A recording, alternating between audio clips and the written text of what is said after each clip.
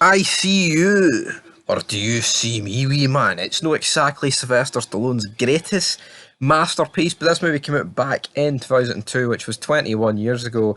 And it was just weird. Like, Stallone in this looks like Robbie Downey Jr., in my opinion. But we do have like a star-studded cast with Robert Patrick in this movie, with the guy for Blade, with the guy for Avatar, and Stephen Lang, with a lot of guys in this. But basically, what it is, we are following a serial killer who is targeting cops. Now we kick off the movie, we're at this bar, everyone's drinking, but Malloy, played by Stallone, is FBI, he's a Fed, the rest of them are police officers.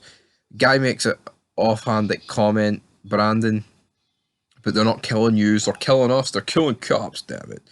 And then like it's all forgiven, like really easily, it's like swept under the rug, which I thought was weird. Then that night when Brandon gets dropped off home, he hears a knock at the door, he goes to the door and he gets drilled through the peephole of his door.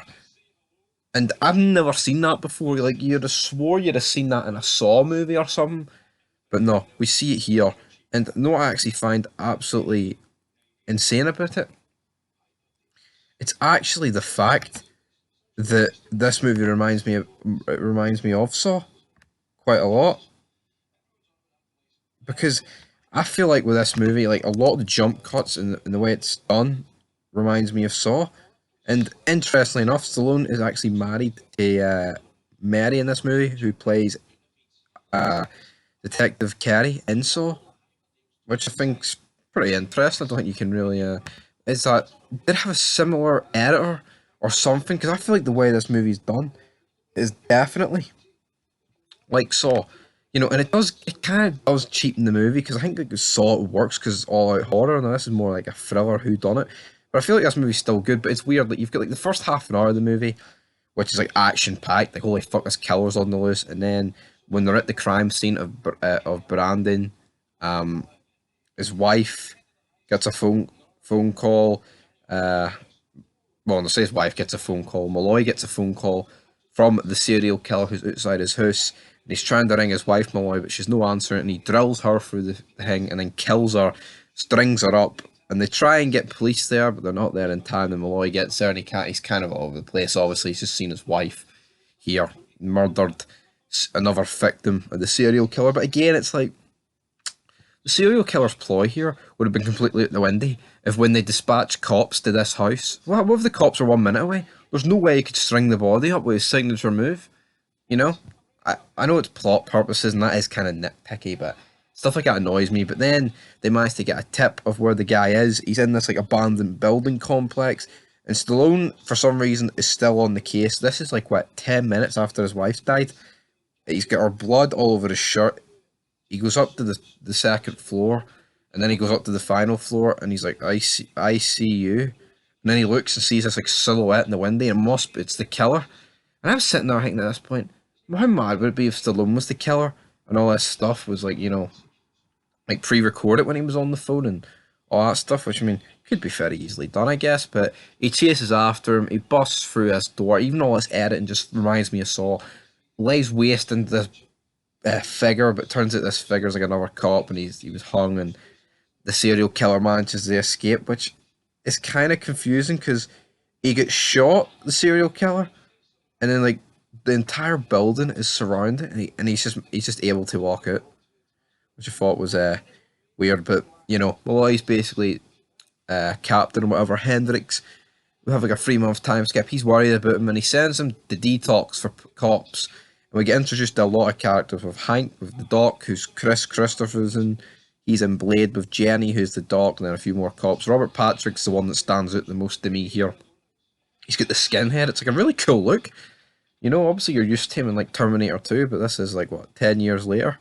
So, of course, but it's sad, like because all these actors have aged, of course, and you know, so we're introduced to about like I don't know. I press it's like a group of like 16 that are in this entire complex, and like 12 of them are cops. And then this is where the movie kind of just like loses pace, and it's kind of just all over the place. Like you kind of get like 20 minutes and nothing, kind of just like, oh look at us, we're all pissed. Then like these sudden suicides are happening, and then we quickly find out that these are not suicides, and they're basically trying all these tactics to figure out who is it. Like, oh, lock all your cells and all. Doc ends up getting killed, a few other people getting killed. Then like the extra hands at the place attempt to escape, but then they end up getting killed. And we're sitting there. It's more like a whodunit. Well, it is like a whodunit, obviously at the end, which I enjoy whodunits. But it's like, see at this point, it's like who actually could have done it? It could literally be any of them. Like, usually you would have like a hang, but then once this Slater guy, like even Noah, Robert Patrick, who's portrayed as such a badass in this, points out, he's like, you didn't even get to carry a gun, referring to the fact this guy's like a British police officer and they didn't carry guns. Well, some of them don't, which is pretty funny. But again, that made me think, fuck it, maybe is this Slater guy? Because he definitely just seems like the odd one out of all these cops. But yeah, more dead bodies keep appearing, but then they end up getting all locked in. Then Malloy gets locked in, he escapes, and then basically we get three of them going down to the generator to try and turn that on, with Noah played by Robert Patrick, with Jaworski, with the old guy, Hank. He ends up getting killed. Is he Hank? No, Mackenzie. It's Mackenzie that goes down with him. He ends up getting killed by the killer, and then it's revealed to be Slater, which, alright, fair enough, it's Slater, which I kind of thought but wasn't 100% sure on. But then Robert Patrick's character starts grating, and it's like, what? I just don't get this. Like, he's portrayed such a badass, and he starts crying, and he just lets this guy hang him. And Malloy finds his body with a walkie-talkie, and he figures out, fuck, it's this Slater guy.